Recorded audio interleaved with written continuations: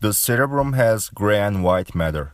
The gray matter, which is other layer of the cerebrum, also called as the cortex, is classified according to surface anatomy. Basically, the frontal lobe is located in front of the central sulcus.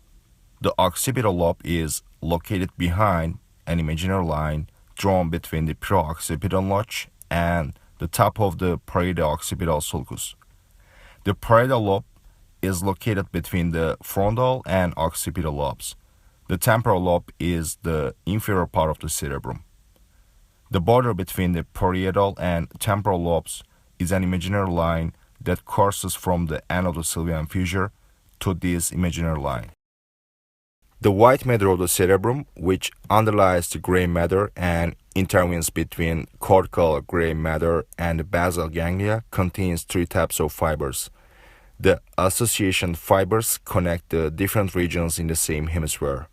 The projection fibers, such as corona radiata, connect the cortex with caudal parts of the brain and spinal cord.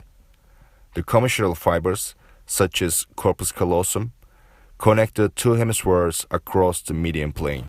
Let's start from the association fibers, which has the short and long types. The short fibers, also called as U fibers, are located superficially, just underlying the cortical gray matter, and the long fibers are located at deeper position. The arcuate fasciculus is the fronto-parieto-temporal long association fibers that connects the Wernicke's area, which consists of the middle and posterior parts of the superior and middle temporal gyri, to Broca's area located in the posterior two-thirds of the inferior frontal gyrus. This DTI demonstrates that the arcuate fasciculus terminates in the precentral gyrus as well as Broca's area, which is composed of the pars opercularis and triangularis in the inferior frontal gyrus. The arcuate fasciculus is subdivided into a ventral part, which is blue one, and a dorsal part, which is orange one. In the suprasylvian area, the main long association fiber pathway is the superior longitudinal fasciculus, which has three parts: SLF1 dorsal pathway, SLF2 middle pathway, and SLF3 ventral pathway. The SLF1 is positioned within the superior frontal gyrus, the SLF2 within the middle frontal gyrus, and SLF3 within the inferior frontal gyrus. The SLF1 lies within the superior bank of the cingulate sulcus and travels just above the cingulum to connect the superior parietal lobe and anterior cingulate cortex. The SLF2 extends from the inferior parietal lobe to the middle frontal gyrus. The SLF3 courses within the frontoparietal operculum and extends from the inferior parietal lobe to the inferior frontal gyrus. The SLF is considered as a higher-order multisensory associative system. The compartments of the superior longitudinal fasciculus and arcuate fasciculus can be seen on this DTI. SLF1, turquoise, is the dorsal pathway, SLF2, clear red, is the middle pathway, and SLF3, yellow, is the ventral pathway in the supracilian area. The ventral, blue, and dorsal orange segments of the arcuate fasciculus can be seen. Other long association fiber pathways are the inferior fronto-occipital fasciculus, which is a fronto-occipital connection, the inferior longitudinal fasciculus, which is a temporo-occipital connection, and the uncinate fasciculus, which is a frontotemporal connection. We are looking from above. The function of the uncinate fasciculus is to link emotion and cognition as a ventral limbic pathway, in contrast to the cingulum or dorsal limbic pathway. Additionally, some research shows that the uncinate fasciculus is involved in semantic processing of language, auditory working memory, and sound recognition. Language processing has a ventral semantic stream and a dorsal phonological stream that connect Broca's area and Wernicke's area.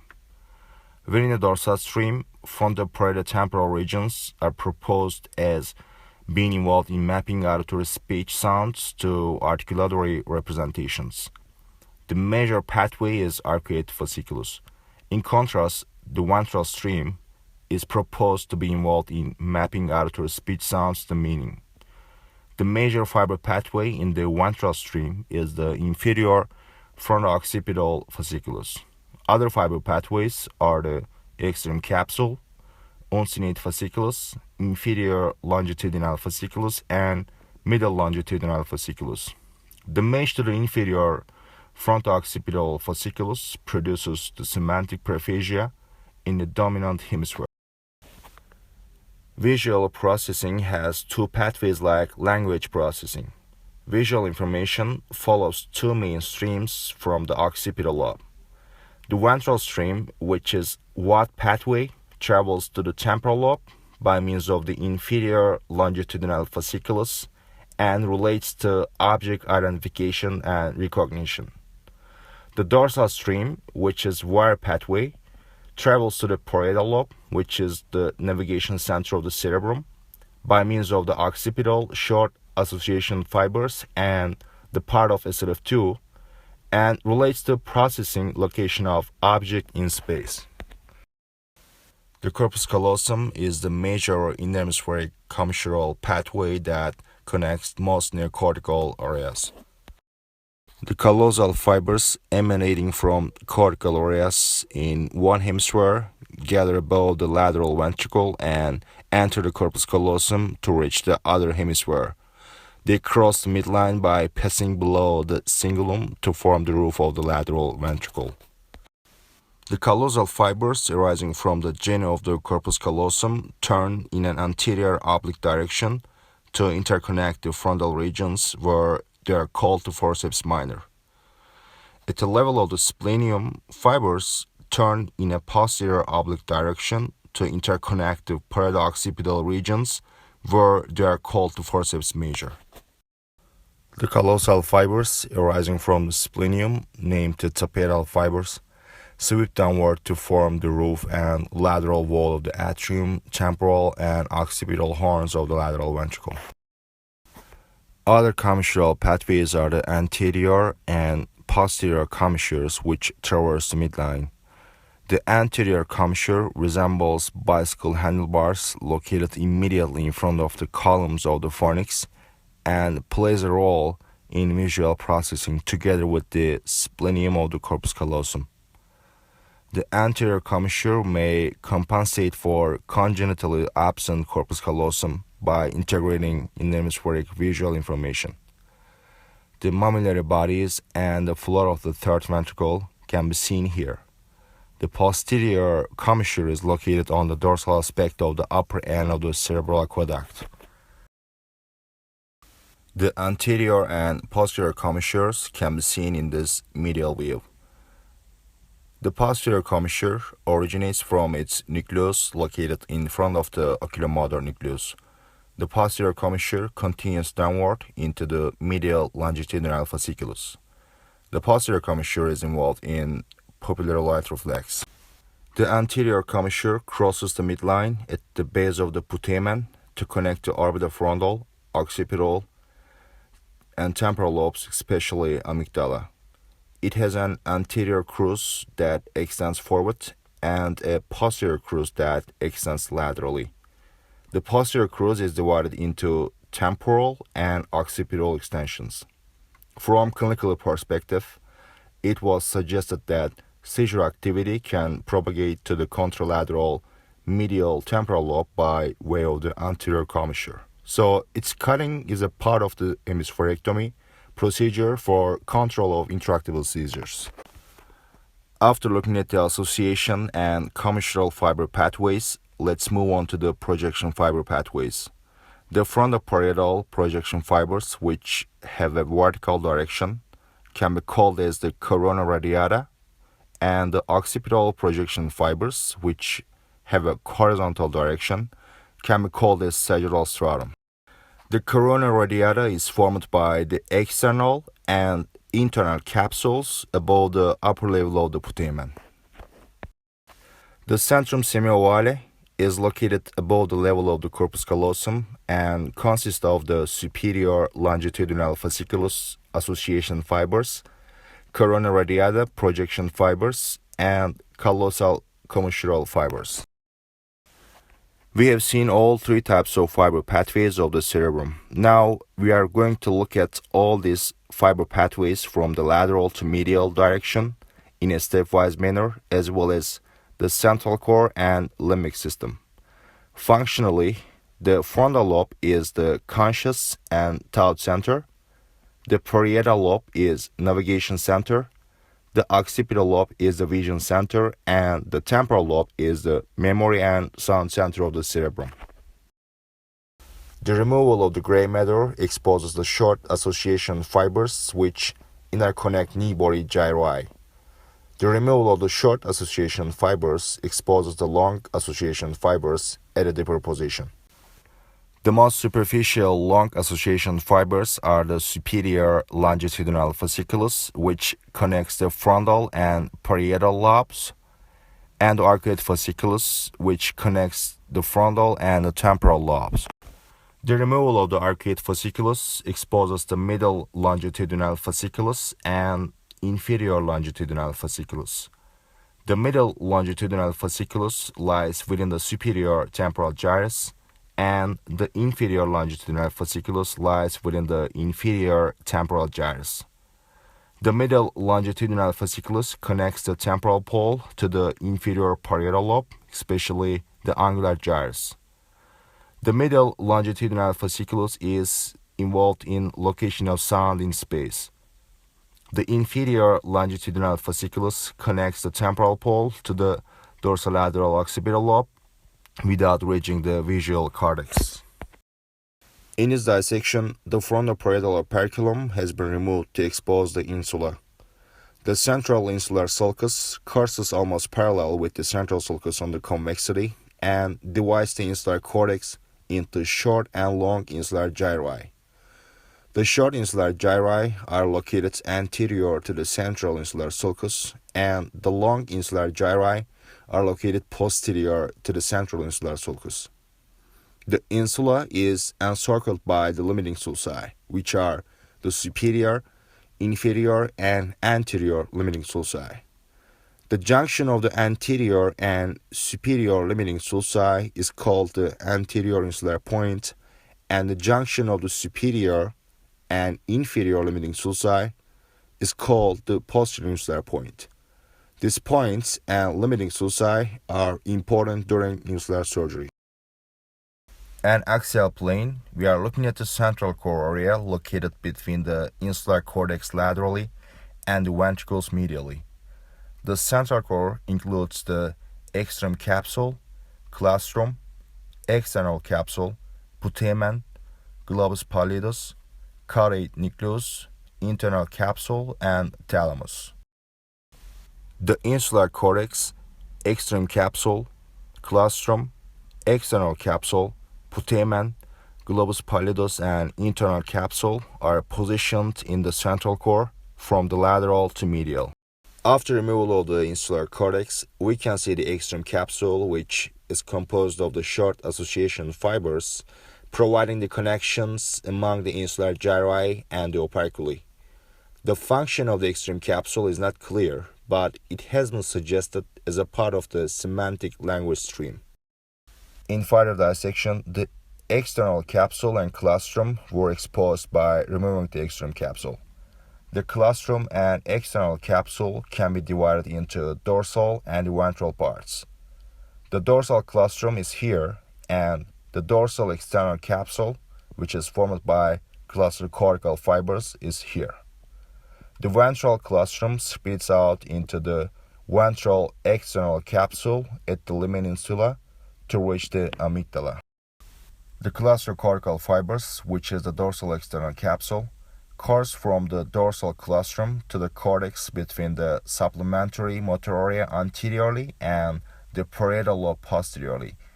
The claustrocortical system has been related to the integration of visual, somatosensory, and motor informations. Just medial to the external capsule is the putamen. The putamen is one of the basal ganglia structures. Its main function is to regulate movements and learning. Another basal ganglia structure is the globus pallidus, which is located just medial to the putamen. In this picture, the posterior half of the putamen has been removed to expose the globus pallidus and internal capsule. The external and internal capsule come together to form the corona radiata above the putamen. A coronal section, what we can see here is that the external and internal capsules come together above the putamen to form the corona radiata. Also, the globus pallidus is situated medial to the putamen. The ventral external capsule is formed by the inferior fronto-occipital fasciculus above and the uncinate fasciculus below at the limb insula. The inferior fronto-occipital fasciculus courses between the frontal and occipital lobes. The uncinate fasciculus connects the orbitofrontal area to the temporal pole, forming a hook shape. Removal of the putamen and inferior fronto-occipital fasciculus exposes the entire globus pallidus and anterior commissure. The globus pallidus sits just behind the anterior commissure and plays in the regulation of voluntary movements. The procedure known as pallidotomy is used to treat some movement disorders. The anterior commissure courses below the ventral aspect of the anterior limb of the internal capsule. In the hemisphere, it moves caudally and passes laterally through the ventral aspect of the globus pallidus in the Grottolia canal. It courses downwards to the temporal pole just behind the uncinate fasciculus. Enlarged view of previous slide. The anterior limb, genu, and posterior limb of the internal capsule are observed. The substantia nominata is located in front and beneath the anterior commissure. Here is the ventral claustrum, spreads out in the uncinate fasciculus to reach the amygdala. An axial section. The anterior limb of the internal capsule is located between the head of caudate nucleus and the lentiform nucleus, which is composed of the putamen and globus pallidus. The posterior limb of the internal capsule is located between the lentiform nucleus and thalamus. The genu is the junction of the anterior and posterior limbs. A superolateral view. The genu is located just behind the anterior commissure at the same coronal level as the foramen Monro and posterior short insular gyrus. The removal of the anterior limb of the internal capsule exposes the head of the caudate nucleus. Here is the ventral claustrum, which spreads out into the uncinate fasciculus to reach the amygdala. The uncinate fasciculus is a frontotemporal long association fiber pathway. The uncinate fasciculus has a dorsolateral part which goes to the orbitofrontal area and a ventromedial part which goes to the septal area from the temporal pole. Clinically, some detailed studies in patients with schizophrenia have found morphometric changes in the uncinate fasciculus. At the same time, disruption of the uncinate fasciculus during the anteromedial temporal lobectomy may be associated with psychosocial clinical improvement because the uncinate fasciculus can no longer convey the pathological information from the temporal lobe to the orbitofrontal cortex, which is involved in decision making. We are looking from above. The dorsolateral part of the uncinate fasciculus, which projects to the lateral orbitofrontal area, and the ventromedial part, which projects to the septal and medial orbitofrontal areas, can be seen. The caudate nucleus is an arched, C-shaped structure with head, body, and tail parts. It also forms the lateral wall of the lateral ventricle. We are looking from above. The caudate nucleus surrounds the lateral part of the thalamus, and the stria terminalis travels between the caudate nucleus and thalamus. After removal of the thalamus, we can see the position of the caudate nucleus in relation to the insular limiting sulci. The head of the caudate nucleus is positioned inside the insular area, which is surrounded by the limiting sulci. The anterior insular point is positioned above the head of the caudate nucleus. The body of the caudate nucleus sits above the superior limiting sulcus and passes just deep to the posterior insular point. Below the posterior insular point, it's called the tail of the caudate nucleus, and it travels behind the inferior limiting sulcus. The tail of the caudate nucleus crosses the inferior limiting sulcus before blending into the amygdala. Among the basal ganglia structures, we have addressed the putamen, globus pallidus, and the caudate nucleus. Now we are going to look at the rest of the basal ganglia structures. We are looking from above.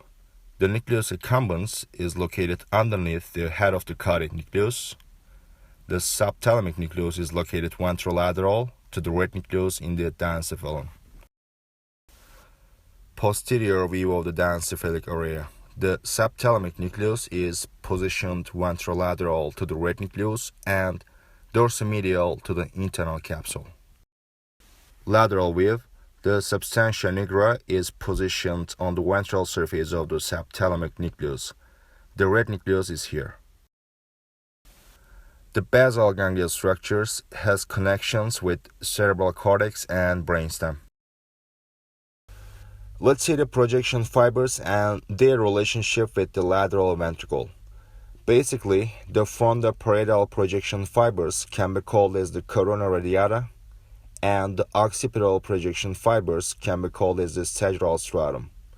The corona radiata fibers run medial to the superior longitudinal fasciculus. The sagittal stratum fibers run medial to the inferior fronto-occipital fasciculus, inferior longitudinal fasciculus, and occipital extension of the anterior commissure.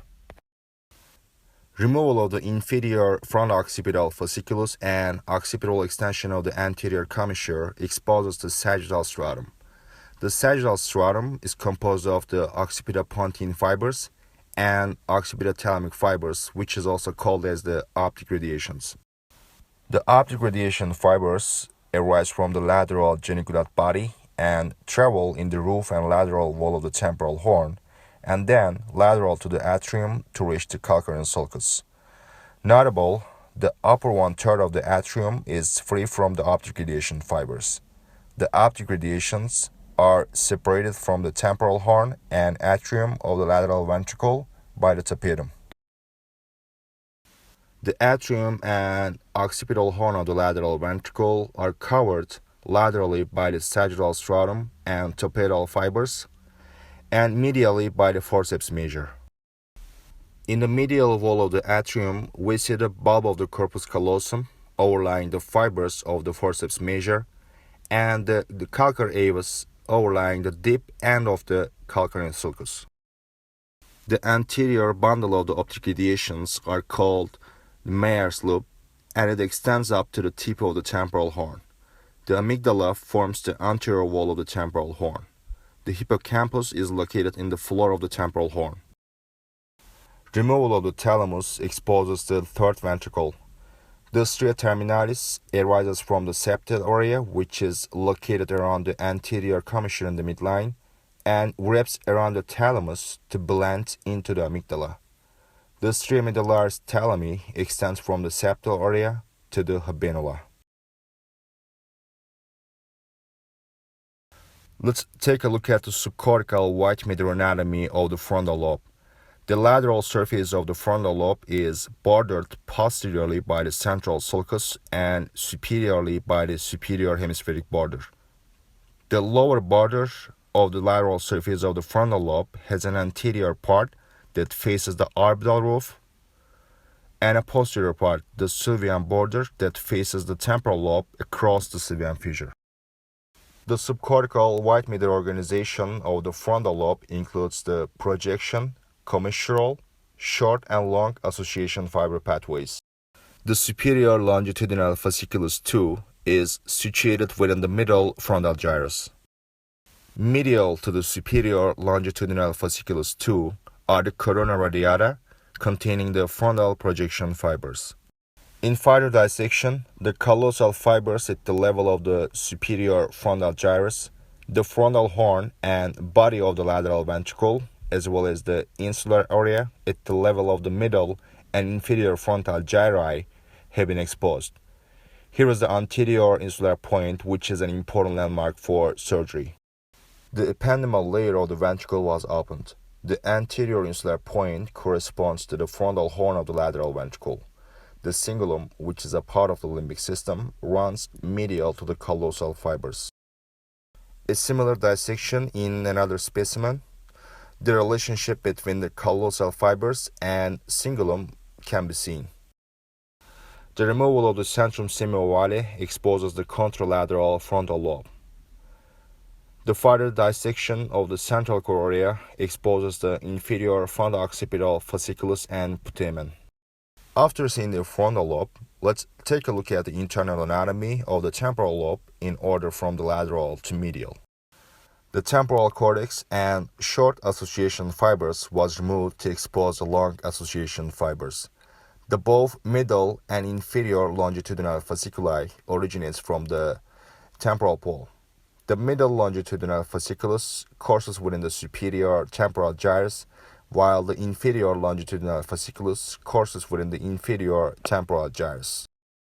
Further dissection, the position of the uncinate fasciculus and inferior fronto-occipital fasciculus can be seen here. The removal of the uncinate fasciculus, inferior fronto-occipital fasciculus, and extensions of the anterior commissure exposes the optic radiation fibers which arise from the lateral geniculate body and pass medial to the inferior limiting sulcus to form the roof and lateral wall of the temporal horn of the lateral ventricle. After arising in the lateral geniculate body, the optic radiation fibers pass between the inferior limiting sulcus and tail of the caudate nucleus to cover the roof and lateral wall of the temporal horn. Finally, let's look at the limbic system. The limbic system is a group of interconnected cortical and subcortical areas that links visceral states and emotion to cognition and behavior. The limbic cortex is composed of the parahippocampal gyrus, hippocampal formation, which is hidden, and cingulate gyrus. The parahippocampal gyrus is an elongated C-shaped gyrus between the uncus and isthmus of the cingulate gyrus, where the lingual gyrus merges into it. Laterally, the collateral sulcus separates it from the fusiform gyrus. This gyrus forms a hook-like expansion anteriorly called the uncus. The parahippocampus and uncus lie laterally and envelop the hippocampus. The hippocampus plays a role in memory function. The perihippocampal gyrus is important for nursing, behavior, and attention. The cingulum is a long association fiber pathway which interconnects the parahippocampal and cingulate gyri. Medial view. The subcortical area of the limbic system basically includes the olfactory system, septal region, hypothalamus, and amygdala. The best known limbic pathway that interconnects the limbic cortical and subcortical areas is Papez circuit. To review, fibers leave the hippocampal formation and proceed through the fornix to reach the mammillary body. From here, a new pathway, the mammillothalamic tract, ascends up to the anterior thalamic nucleus. The information in the anterior thalamic nucleus continues to the cingulate gyrus by means of the thalamus cingulate fibers which pass through the internal capsule. From the cingulate gyrus, the information carries to the parahippocampal gyrus by the cingulum. The parahippocampal gyrus projects to the hippocampal formation, hence the circuit is formed.